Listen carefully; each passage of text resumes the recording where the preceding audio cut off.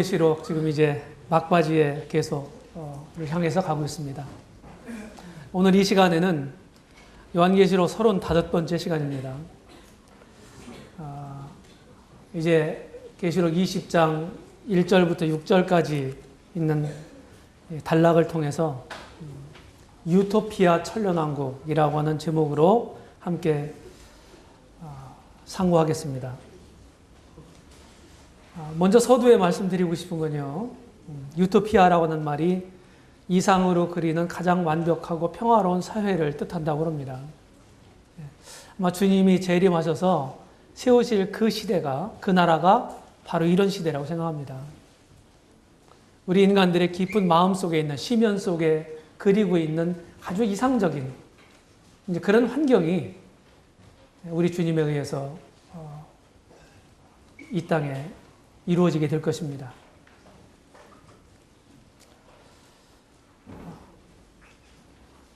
네, 이미 기도 가운데 말씀드린 것처럼 구약 시대에 누누이 이스라엘에게 약속한 왕국이 있습니다.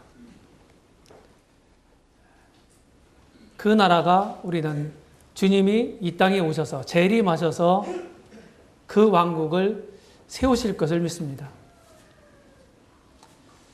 출애굽기 19장에 보게 되면은 하나님이 이스라엘 사람들하고 이스라엘과 야곱의 족속과 율법 계약을 체결하기 바로 직전에 하나님이 약속하세요. 너희가 내 말을 듣고 지키면 너희는 거룩한 나라가 될 거고 열방 가운데 제사장 나라가 될 것이다. 이렇게 약속하셨습니다. 그 약속이 사실은 솔로몬 시대에 잠깐 있었다고 얘기할 수도 있지만 그 인근 지역에 열방들을 복속시키고 그들을 다스렸어요. 그런데 그 온전한 모습이 아니었습니다. 그것은 하나의 우리 주님이 재림하셔서 이루실 그 왕국에 대한 예표였어요. 솔로몬 시대는.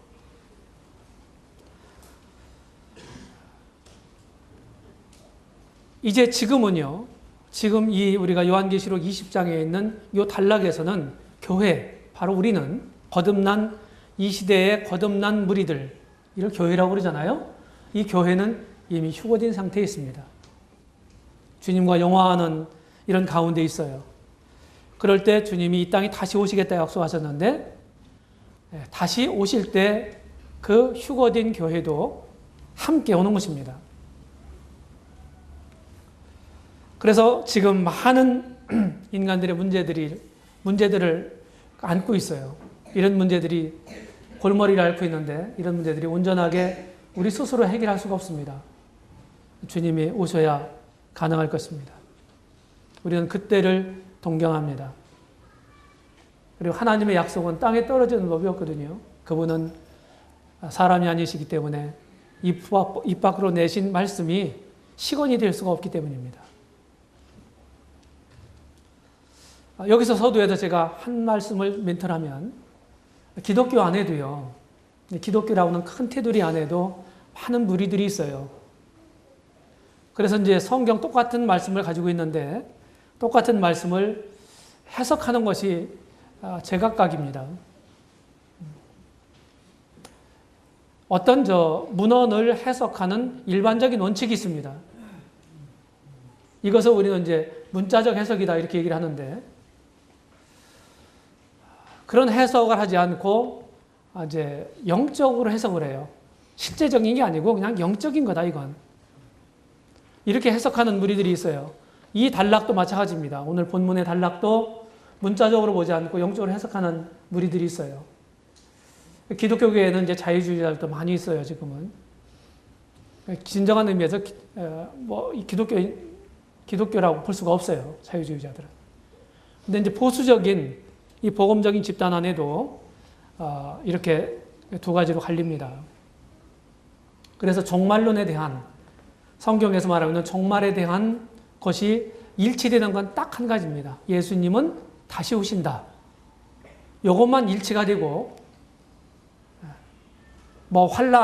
환란기에 있느냐 없느냐, 휴거가 언제 있는 거냐, 천년왕국이 있느냐, 실제 있느냐 없느냐 이런 문제들은 다 의견이 갈립니다. 그래서 그런 문제들을 마음에 두시고 먼저 그것을 한번 살펴보겠습니다. 이 밀레니엄이란 말을 우리가 1999년도 연말 정도에 많이 사용을 했어요. 뭐 뉴 밀레니엄 이런 말을 했잖아요. 밀레니엄이란 말은 라틴어입니다. 라틴어는 캐톨릭의 공식 언어예요. 천년이라고는 뜻입니다. 천년. 천년왕국을 왜 주시겠습니까? 목적이 뭐예요? 이 시대에 주님을 믿은 사람들에게 상급을 분배하시기 위함입니다. 제가 아주 중요한 멘트를 하겠습니다. 구원받는 것, 천국 가는 문제는 하나님이 아드님을 통해서 이루신 구속을 알고 그분을 믿는 사람들에게 거저 주십니다. 선물이에요. 그래서 저는 이런 표현을 씁니다. 100% 순도 100% 은혜다. 구원은. 근데 구원받은 후에 우리의 삶은 천국 가고 못 가고 하는 문제와 관련되어 있는 게 아니고 주님 만났을 때 상을 받느냐 못 받느냐, 많이 받느냐 적게 받느냐 하는 문제하고 관련이 있는 겁니다. 근데 많은 사람들이 믿은 다음의 삶을 천국 가는 문제에 항상 이끌어들여요. 이것과 연관시켜요. 그러면은 그것은 다른 복음이 되는 겁니다. 믿음만 갖고 안 되는 거죠. 우리의 삶, 우리의 행위를 갖다 플러스 시키는 거예요. 그래서 성경에서 말하고 있는 은혜의 구원이 아닙니다.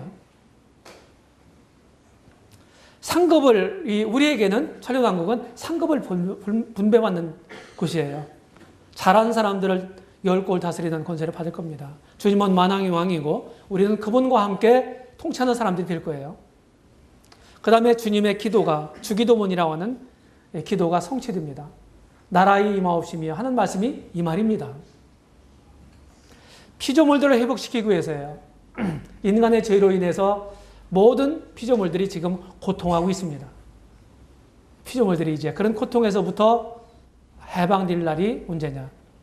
주님 오신 다음입니다. 재림 이후에 천년왕국에서 모든 만상이 최대의 그 능력을 발휘해서 생산하게 될 거예요.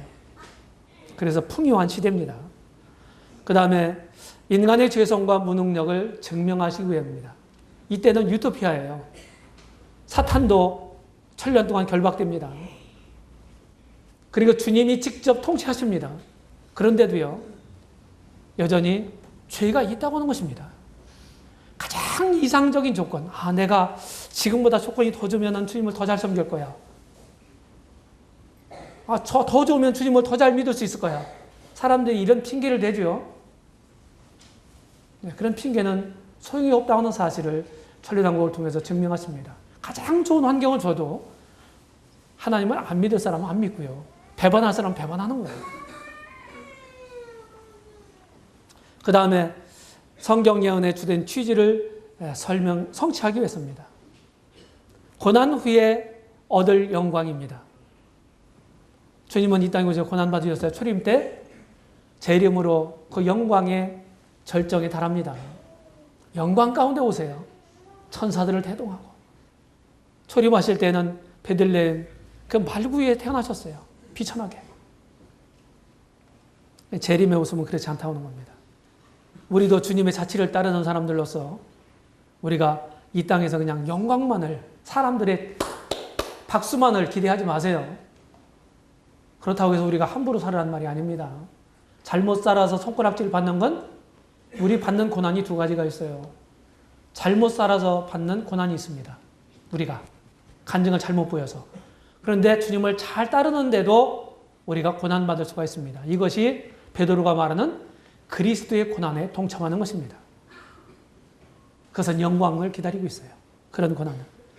구약의 모든 예언들이 성취되어야 합니다. 이것이 천년왕국의 목적이에요.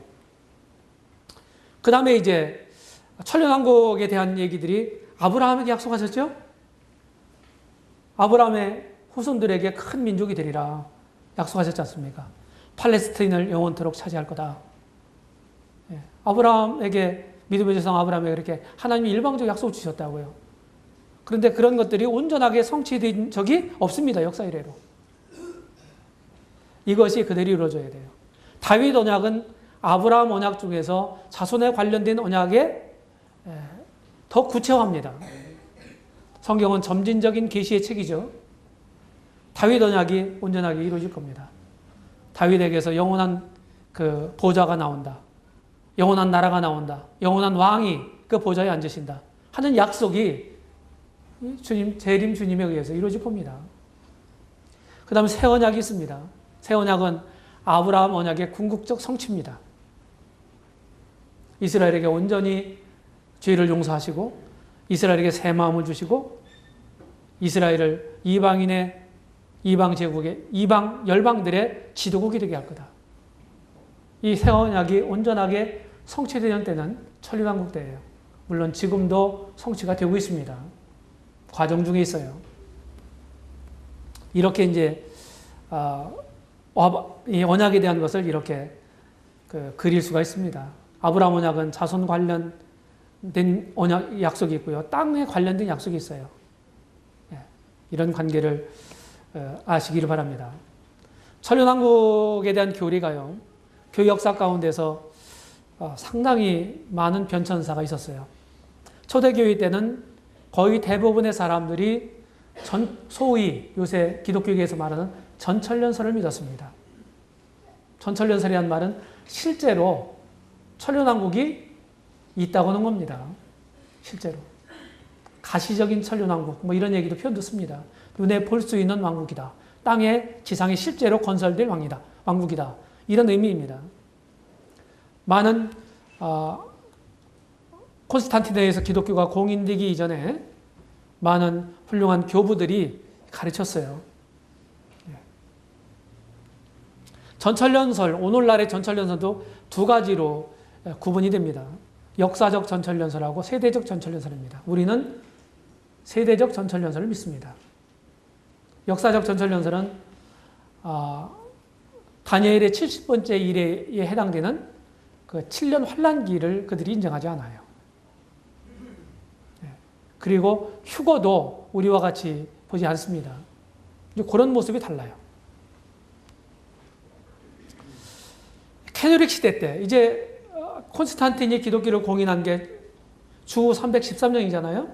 그런 다음에 로마 제국의 기독교가 로마 제국의 국교가 되었습니다. 그러면서 이제 정치와 이 기독교가 종교가 이렇게 결탁이 돼요. 하나가 돼요. 그래서 정치 권력과 종교 집단이 하나가 되는 겁니다. 이게 이제 국교 시대를 여는데 이러면서 세속적인 권력이 그 신앙을 종교를 좌지우지하게 됐어요. 많이 개입하게 됐습니다. 절대적인 권세를 행사하게 됐어요. 그러면서 이제 기독교가 타락의 길을 걷기 시작합니다. 그러면서 3세기에 오리겐이라고 하는 사람이 있어요. 오리겐이라고 하는. 이분 업적도 있는데요. 훌륭한 학자입니다. 그런데 이제 이분이 영예를 시도하기 시작합니다. 우화적 해석이라고 그러죠. 이 해석을 시작하기 시작해요. 그러면서 그보다 훨씬 더 뒤에 나타나는 주 5세기경에 어거스틴이라고 하는 사람. 어거스틴 아시죠? 어거스틴은 뭐가 생각이 나요? 뭐 참회로. 또 하나님의 도성이라는 저서가 있어요. 그래서 하나님의 도성이라는 것이 이제 하나님의 그 도성을 얘기하는 건데 전 먼저 영적으로 해석한 겁니다. 그래서 우화주의 해석 체계가 어거스틴에 의해서 확립이 돼요. 그러면서 중세 천년 동안 이 해석 체계가 지배를 합니다. 이러다 보니까 실제 천년은 없는 거예요. 이렇게 해서 소위 캐톨릭주의적인 무천년설이 만연했습니다. 종교개혁 이전에는요. 그 다음에 이제 1517년에 루터에 의해서 종교개혁이 시작됐죠. 그러면서 이제 그 뒤에 많은 개혁자들이 일어나서 동참하고 있는데 이때 이제 개혁자들이 캐톨릭의 우화적 해석을 지향하고 문자적 해석을 시도합니다.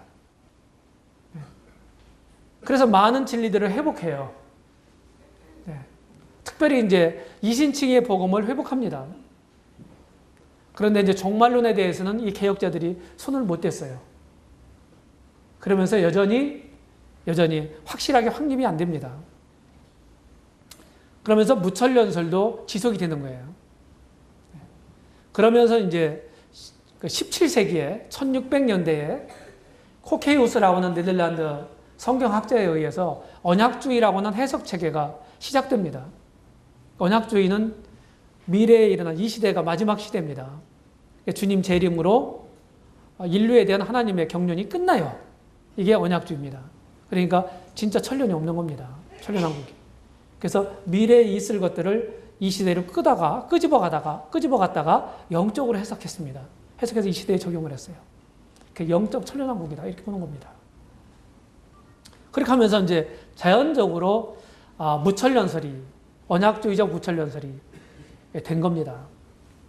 그 다음에 이제 후천년설이 이제 그 17세기 여기 이제 18세기로 되어 있는데 17세기 말에 이단으로 정제된 아리안파의 휘트비라고 하는 다니엘 휘트비라고 하는 사람이 후천년설을 이제 주장해요. 그러면서 18세기 1700년대, 19세기 1900년대 이때 세계적인 큰 부흥을 경험합니다. 이때 내노라는 사람들 조지 휘필드라든지 또 조나단 에드워드라든지 찰스 웨슬리라든지 또 존 웨슬리라든지 스펄전, 무디, 또 찰스 피니 이런 많은 믿음의 사람들, 이 걸출한 이런 사람들이요. 이때 활동했던 분들이에요. 쓰임 받았던. 전 세계적으로 아주 복음의 황금기를 이룹니다. 후천년설은 뭐냐면은 점점 복음으로 기독교가 점점 만연할 거다. 복음으로 승리하게 될 거다. 그래서 땅 끝까지 복음이 전해졌을 때 주님이 그때 오실 거다. 그래서 후천년주의자들은 주님이 더디 오시는 이유를 우리가 전도하지 않기 때문이라고 봅니다. 그들의 논리대로 얘기하면 어떻게 돼요? 복음을 통해서 세상을 악을 다 제거하고 일소하고 이 복음으로 승리를 해야 되거든요. 근데 점점 악해져 가잖아요. 후천년설이 이렇게 됐는데 2차 세계대전이 종전된 후에는 설득력을 상실했습니다. 세상은 점점 안 좋아지고 있잖아요. 영적으로. 그래서 19세기에 일어났던 형제운동의 주역들에 의해서 다시금 이런 종말론의 조명이 이루어지게 됐고요. 그러면서 종말론이 확립됩니다. 그러면서 후천년설이 쇠퇴하기 시작했습니다. 천연왕국에 대한 견해를요, 제가 이렇게 그려봤어요.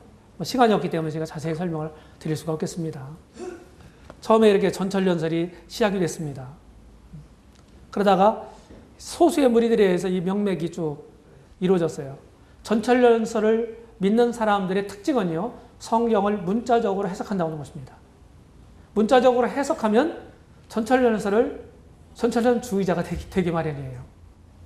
영적으로 해석해야 후천년주의자나 무천년주의자가 됩니다.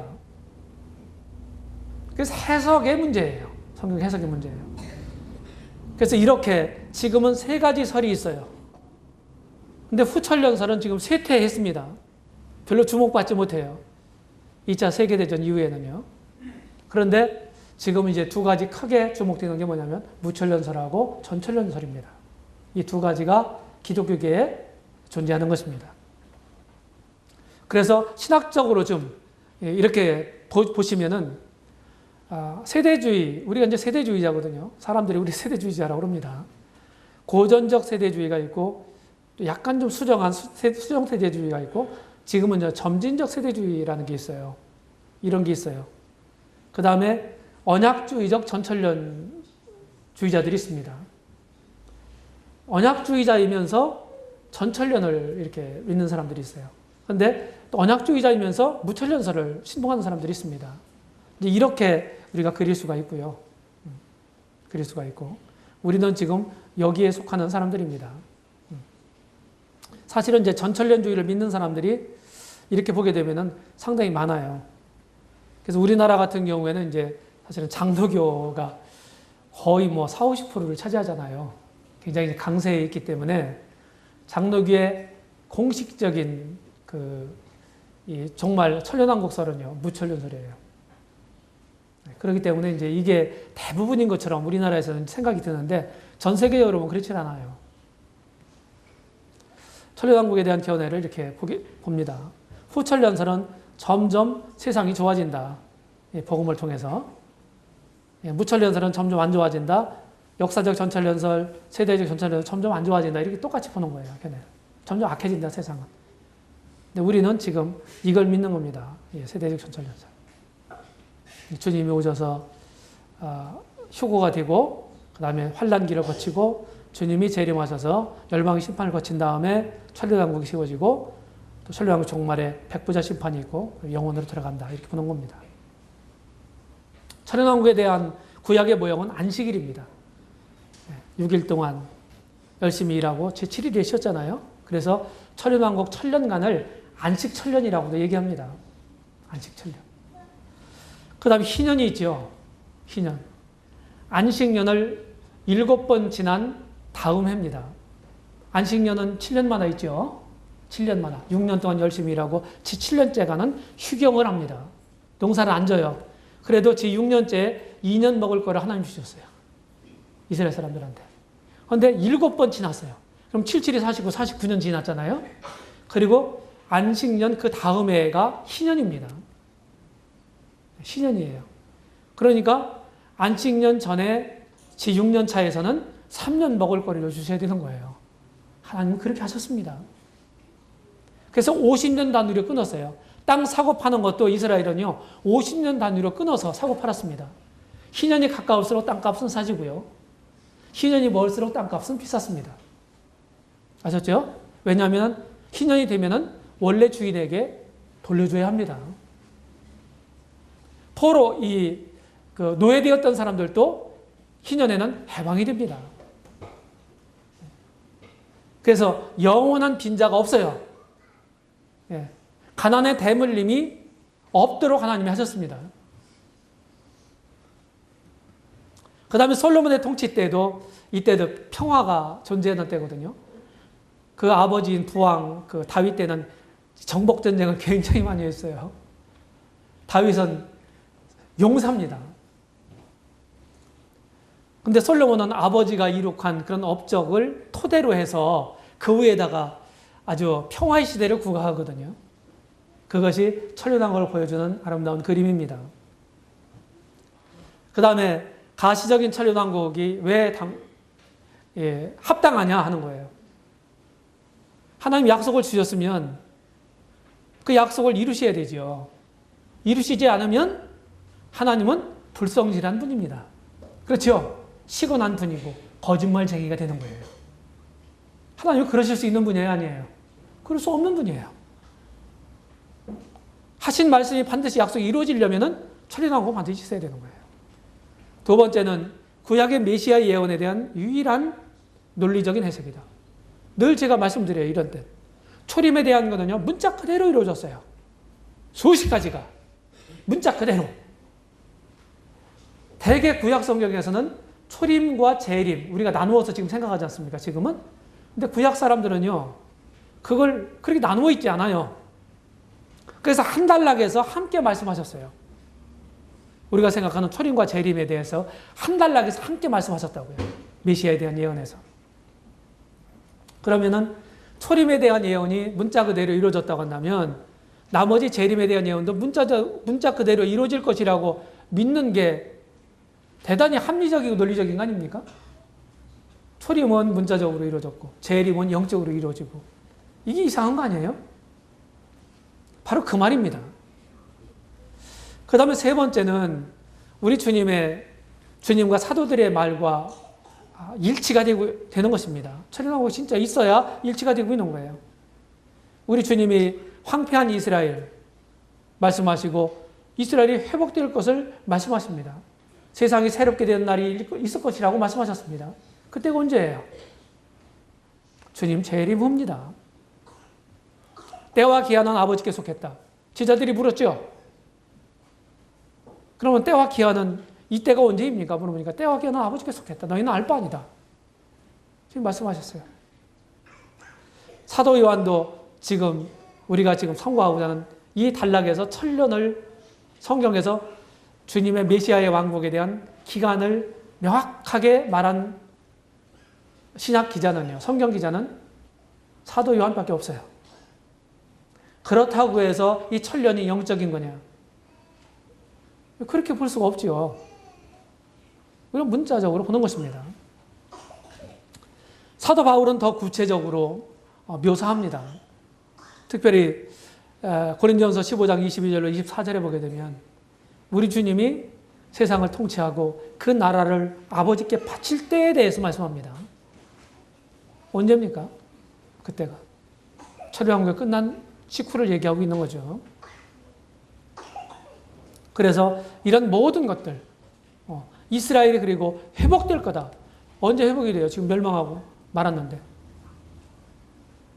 그래서 가까스로 2차 세계대전이 끝난 3년 후에 1948년 5월 14일 날 가까스로 독립을 해서 지금 국가적인 그런 것을 지금 유지하고 있어요. 사면 초과에 지금 있잖아요. 이스라엘이요. 아랍군에 둘러싸여서. 근데 그들이 언제 세계 지도국이 되고 제사장 나라가 언제 되고 언제 돼요? 그런 말씀들이 실제로 가시적인 천년왕국이 세워지지 않으면요. 전부 성경에서 도려내야 합니다. 하나님은 그럴 수 있는 분이 아니죠. 그 다음에 구원사, 하나님이요. 창세기 3장 15절 선악과를 따먹은 이후에 인간들이 타락한 이후에 하나님의 메시아를 약속하시죠. 여자의 후손 약속하시잖아요. 이걸 원복음이라고 합니다.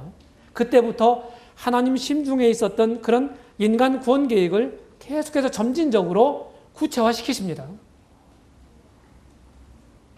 그럼 지금도 이 구원사의 과정 가운데 있는데요. 여기서 지금 끝나면 안 되잖아요. 주님이 오셔서 원래 최초에 사람을 만드신, 아담을 만드신 그 본래 목적을 사람을 통해서 이루셔야 돼요. 그때가 언제입니까? 참 사람이 천년간 통치하실 천년왕국 때. 그래야 맞습니다. 그래서 구원사의 완성이에요. 천년왕국은요. 그 다음에 영혼왕국 목표를 향해 추진해가는 유일적절한 수단이다. 영혼으로 지금 이런 상태에서 영혼으로 바로 들어가면은 뭔가 좀 미흡하고 문제가 있는 거 아닙니까? 그렇죠? 우리가 그렇게 우리 심중에서 인간의 마음속에서 그리고 있는 그런 때가를 경험한 다음에 그런 다음에 영혼으로 들어가야 사실은 맞는 거죠. 이제 우리 두 번째 단락에서 본문을 고찰해 보도록 하겠습니다. 이제 사단을 결박해요. 사단을. 자, 이제 읽겠습니다. 20장 1절, 2절입니다. 2절, 3절까지. 또 내가 보매 천사가 무적행 열쇠와 큰 쇠사슬을 그 손에 가지고 하늘로서 내려와서 용을 잡으니 곧 옛뱀이요 마귀요 사단이라 잡아 1천년 동안 결박하여 무적행에 던져 담그고 그 후에 인봉하여 천년이 차도록 다시는 만국을 미혹하지 못하게 하였다가 그 후에는 반드시 잠깐 놓이리라. 천사가 와서 무적행에 사단을 결박해서 가둡니다. 감금해요. 역사하지 못하도록. 지금 모든 부정적인 일들이 일어나는 배후에는 누가 있어요? 사탄이 있습니다. 사람들이 구원받아야 되는데, 하나님 믿어야 되는데, 하나님께로 돌아와야 되는데, 돌아오고자 하는 마음을 자꾸 못 갖게 하는 것, 자꾸 이유를 대고, 의심하게 하고, 순수한 마음을 자꾸 교란시키고, 일으키는 장군이 누구예요? 사단입니다. 사단이 하는 일이 뭡니까?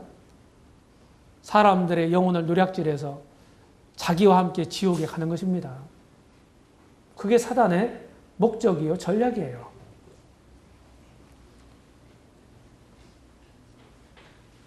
이게 천사가 와서 무적행에 사달 천도 장비는 그림입니다. 근데 사탄이 잠깐 석방이 돼요. 사탄이 천련이 차면 반드시 잠깐 놓인다고 그랬어요. 놓이는 이유는 뭡니까? 천년왕국의 아주 이상적인 그런 환경 가운데서 살았던 사람들을 시험하기 위함입니다. 근데 안 믿는 사람도 생겨요. 그들을 미혹합니다.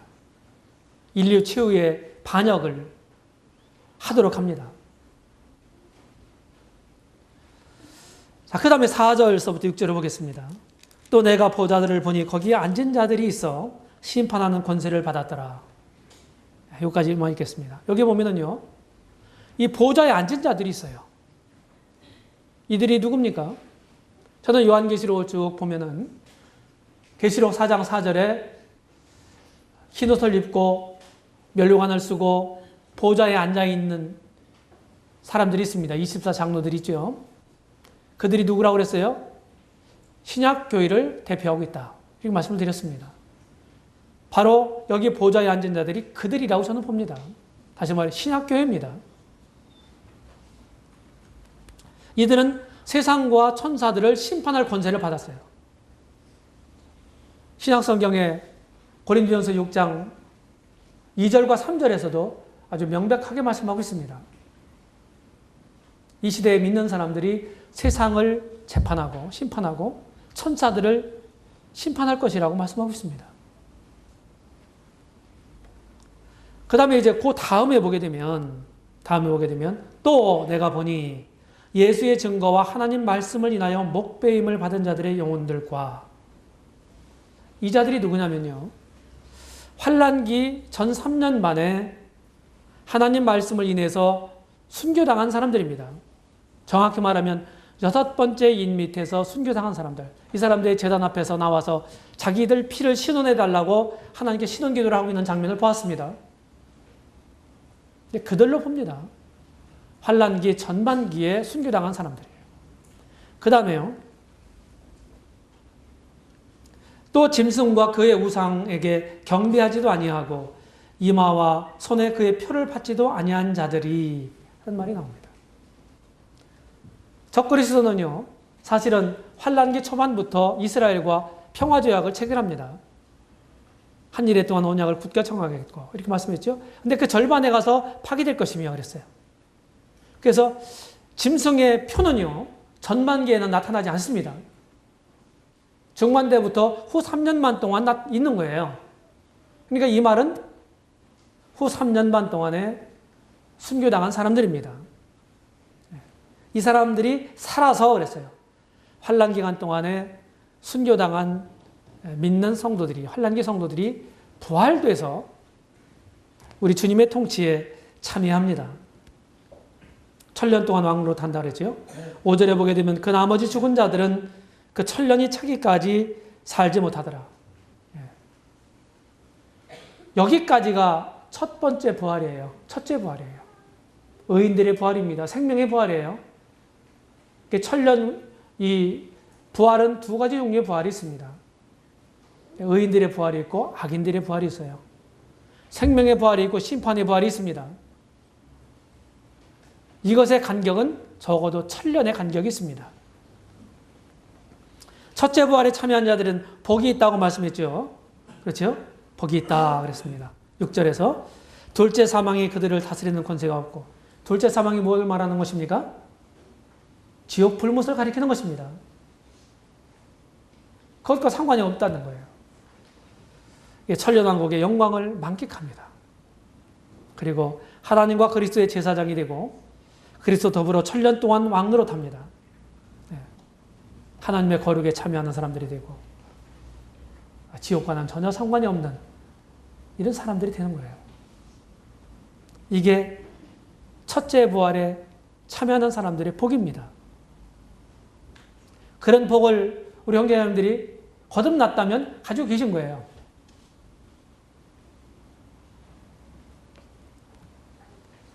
요한계시록 20장 1절로 8절의 해석 비교표를 보겠습니다.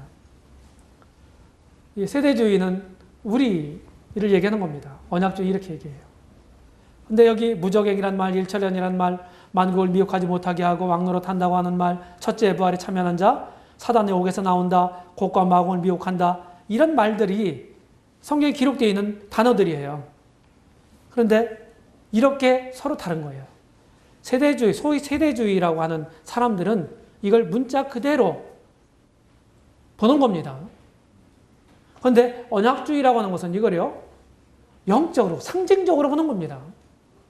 그러니까 그 결과는, 세대주의의 결과는, 해석의 결과는 전철연설이 나오는 거고, 소위 언약주의의 해석의 결과는 무철연설이 되는 겁니다. 이게 똑같이 기록된 말씀을 보고서도 이렇게 해석의 차이에 따라서 완전히 결과는 달라지는 거예요.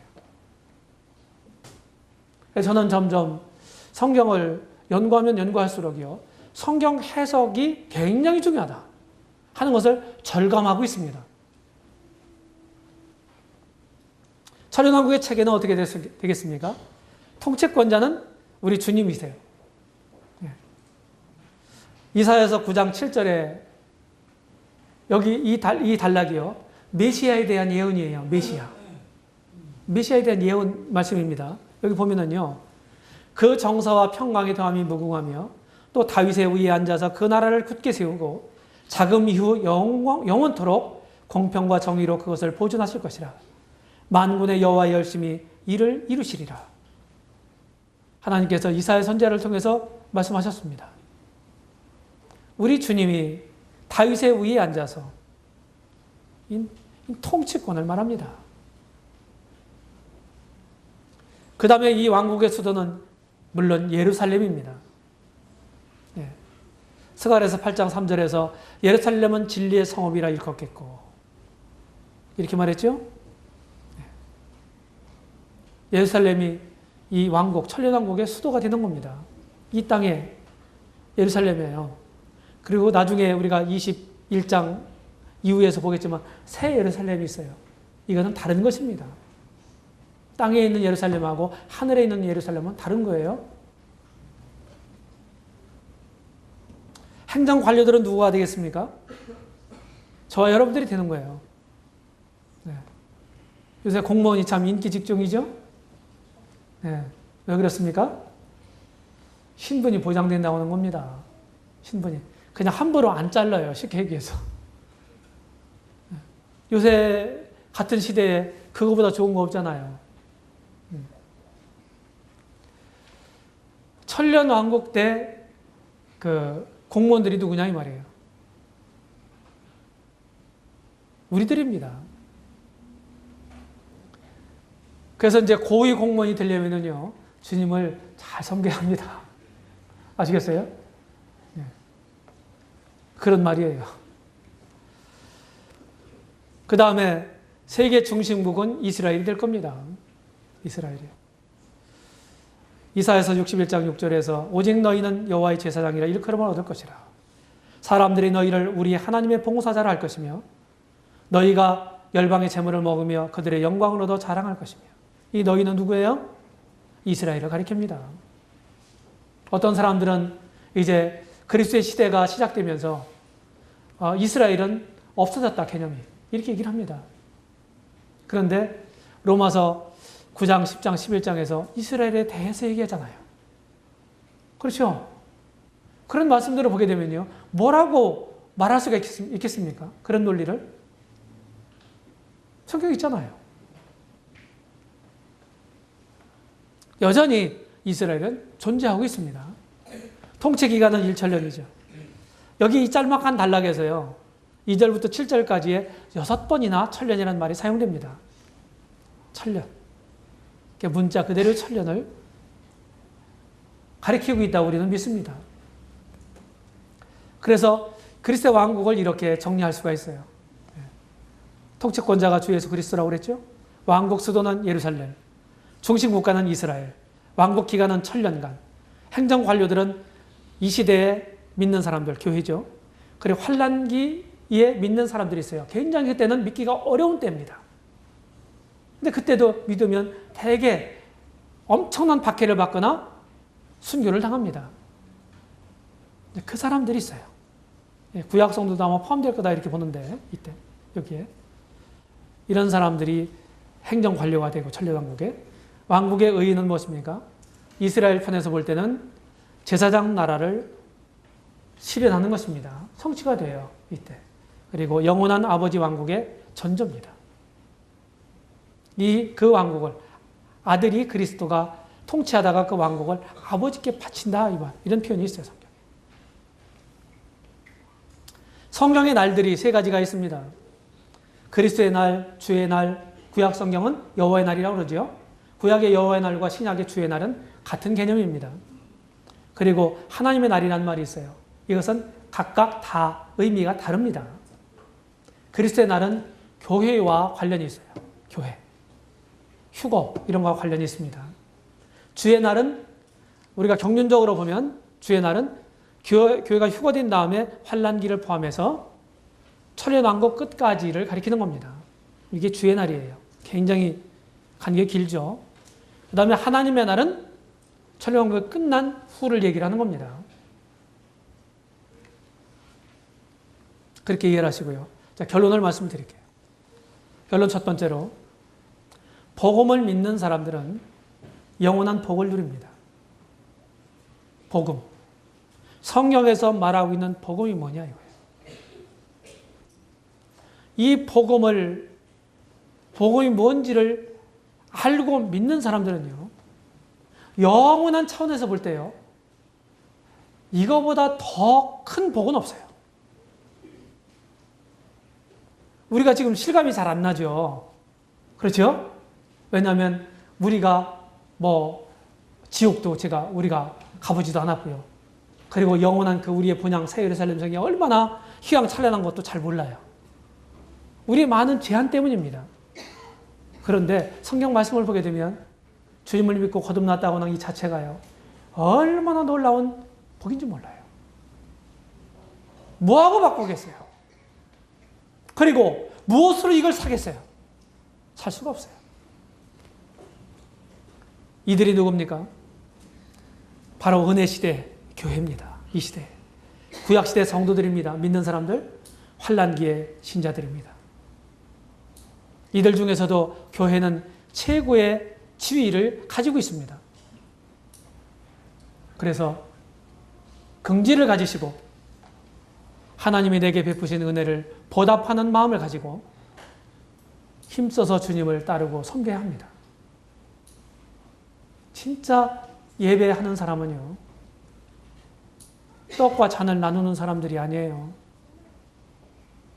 주님이 분배하신 이런 것들을, 예식을 우리가 지킬 뿐만 아니라 그 감사에 대한 그것을 내 삶을 통해서 표현하고 나타내야 합니다. 말로만 하면 안 되잖아요. 말로만 하면. 내게 주신 은혜를 집에 돌아가셔서 한번 은혜가 뭔지, 내 이제까지 살아오면서 주님이 내게 주신 은혜가 뭔지를 한번 진짜 써보세요. 생각하시면서, 기도하시면서. 숙제입니다. 아시겠어요? 그러면요, 많은 것들이 있을 거예요. 언젠가 부부 세미나를 한 적이 있는데, 각각 배우자, 아내는 남편의 장점을 한번 써보라고 했습니다. 그리고 아내는 남편의 장점을 써보라고 그랬어요. 근데 쓸 게 뭐 있어야지 이러더라고요. 진짜 쓸 게 없나요? 써보더니요, 많이 있네 그러더라고요. 주님이 주신 은혜를 한번 써보시기 바랍니다. 결론 두 번째로, 가시적인 천연왕국은 구약 성경에서 반복해서 약속하셨어요. 주님이 인정하셨습니다. 사도들이 가르쳤습니다. 우리도 그렇게 믿고 가르치는 것이 합당합니다. 주님은 이 땅에 다시 오십니다. 그리고 그분의 나라를 세우시고 우리와 함께 통치하실 그날이 약속되어 있습니다. 이때를 우리가 기다려야 합니다. 마라나타라는 말이 있죠? 주여 오시옵소서 하는 말입니다. 주여 오시옵소서. 우리는 마땅히 마라나타 외쳐야 합니다. 함께 외치겠습니다. 시작. 마라나타. 진짜겠죠? 네. 주님이 오시면 다 평정이 됩니다. 기도하겠습니다.